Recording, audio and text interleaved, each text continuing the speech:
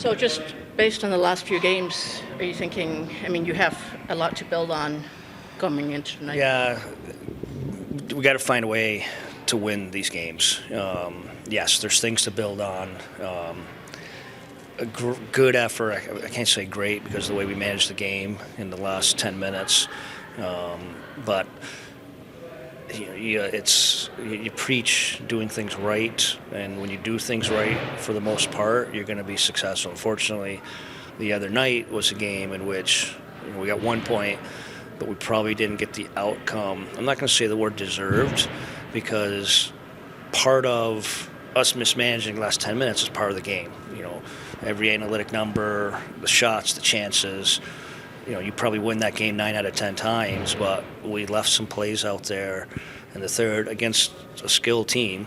They're elite skill, and it bit us. So we want to build on that and give ourselves an opportunity again. And I just, as a goal, I want it to be when we play poorly against Winnipeg, or we have the poor first period against Columbus, or the poor first period against Pittsburgh.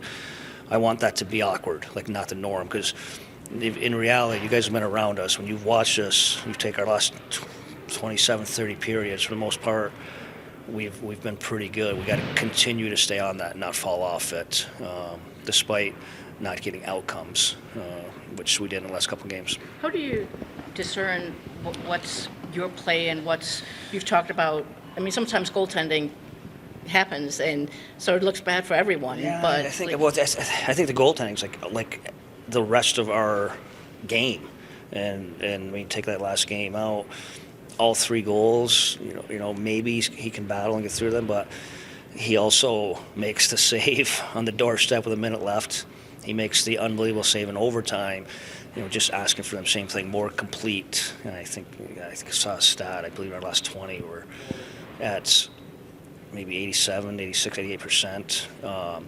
Not good enough, but that's a reflection of our entire team. I think right now our goaltending is reflecting sporadic special teams, the sporadic 5-on-5 play we talked about. So it's all part of it, and it's part of us still looking to get all of it together. And we can have the opportunity tonight. There's obviously some frustration that's associated with all that for the players, for yourself, with the deadline coming, guys wondering, and just what, as a coach, keeping guys together during frustrated times with so much around the corner. What's the challenge there, and how do you go about doing that, keeping everybody on the same page? That's the business reality. That's the part of hockey that's been around forever. I don't think guys shy away from that. They know it's a reality. And again, it's just control the things we can control, and it's our game. And for the large portions of our game of late, especially the other night, it's been pretty good. We can't take off on that. We need to continue just to build on our game, do things right, maybe even more of doing things right, and hopefully flip some of these. We were here that 3-game losing streak, and we turn around and beat Winnipeg and Toronto. That Toronto game, maybe that's the way it's got to look. Maybe we have to be all the time. We get one slot shot versus Toronto, and it's a good win for us.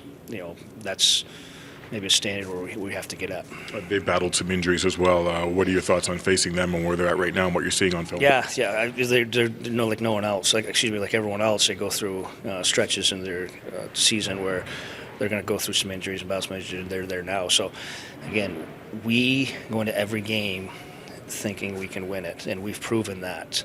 And this is another opportunity. A good team, a little depleted, but they're still an elite team that over time has played very well at home. So it's another opportunity for our group. What goes into any lineup changes you may have tonight? We're just flipping out the 1 D-man. We're going to get Osterley back in. We're going to go the same forward group. It's been good problems to have. We were talking over dinner last night. Having some of these decisions of this 13th forward that has played a lot for us this year, who's in, who's out, those same guys we're talking about being in or out were in our top 6 early in the year. So the depth is there. We're getting guys back. Now we want to try to get maybe a little rhythm with some of our lines. Derek, you said after the previous game you'll continue to reevaluate goaltending. I mean, Alex looks like he's done what you wanted. Is there a chance we see him again in a Red Wings uniform? Absolutely. There's like anyone else, we have a 1 through 5 depth chart, and right now he's at 3. And we just talked about how our goaltending is 86% in the last 15, 87 point something in the last 20. It's like any other position. We want the best we can get it, consistency out of it. So, I mean, we're evaluating 1 through 5 all the time. So that's, of course, he's still, I've said this a couple times, haven't given up on Alex. And he still potentially could be in the mix. Jake Brana scored last night. Is there a chance he comes back up? I don't know. We haven't talked. It's the one game he scored, but I'm just happy for it. It looked like a Verona goal coming down the wing, great finish. You'd like to see that, and you just hope he starts to build his game, and hopefully he can build off of that. So, where that is in the immediate, probably too early to say. What do you need to see from him, or you and Steve need to see from him? Yeah, probably more Steve. It's tough. I'll get the reports. Benny and I talk all the time. We'll get the flashes. I'm just happy they won. They've had their battles down there, and so I don't know if it's an exact on what. I just think him get his game in order, consistent play away from the puck. All those things we ask the same of our guys here. Newsy, I see the scouts are all here with Steve as well, just as an organization to be able to get together. How important is that, and what do you guys discuss at this point in the season? Yeah, always important. For me, it's just seeing those guys saying hello. They're doing their job on the pro side of things. So, we are like every other organization. There's the coach-manager layer, and you have to have it.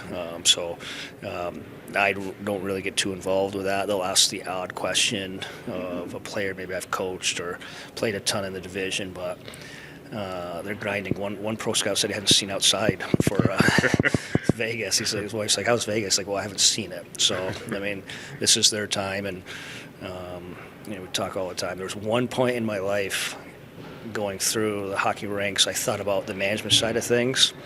But then when it starts to ramp up like this, I'm like, no way. They're putting in 24 hours a day. That's a different grind. No, thank you. Newsy, a quick one for me. Beckham Rasmussen logging some assists the last few games. What have you seen from him offensively this season? Well, I like his offense has been a hard offense in that he's retrieving pucks and forecheck. I think he makes his line mates better. And that line we've had together, they've scored 3 goals in 4 periods. They've got a ton of offense. Their analytic numbers are through the roof, and I think he drives a lot of it. Again, he has proving to give us some really good hockey on the wing. There's just more north-south, go hunt pucks, and that's been him. Thanks.